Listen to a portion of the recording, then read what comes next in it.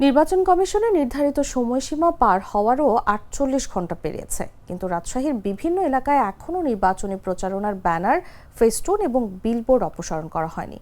বৃহস্পতিবার অনুষ্ঠিত ১৩তম জাতীয় সংসদ নির্বাচন ও একযোগে গণভোট শান্তিপূর্ণভাবে শেষ হয়। রাজনৈতিক দল ও প্রার্থীদের আচরণবিধি ২০২৫-এর ১৯ নম্বর ধারা অনুযায়ী ভোটগ্রহণ শেষ হওয়ার ৪৮ ঘণ্টার মধ্যে প্রার্থীদের নিজ দায়িত্বে সব ধরনের প্রচারণার সামগ্রী অপসারণ করার বাধ্যবাধকতা রয়েছে। বৃহস্পতিবার বিকেল ৪:৩০টায় ভোটগ্রহণ শেষ হওয়ায় শনিবার ছিল এসব সরানোর শেষ সময়সীমা।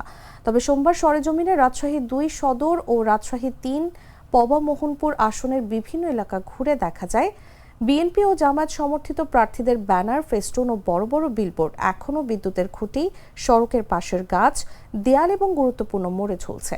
রাজশাহীর সবগুলো আসনেই প্রার্থীদের নির্বাচনী প্রচার সামগ্রী এখনও দৃশ্যমান।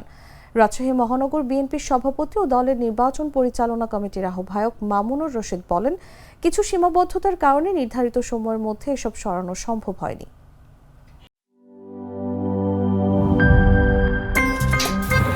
আমার একটা স্মার্ট সিদ্ধান্তে 25% গ্যাসের খরচ কমেছে। ভাবছেন কিভাবে?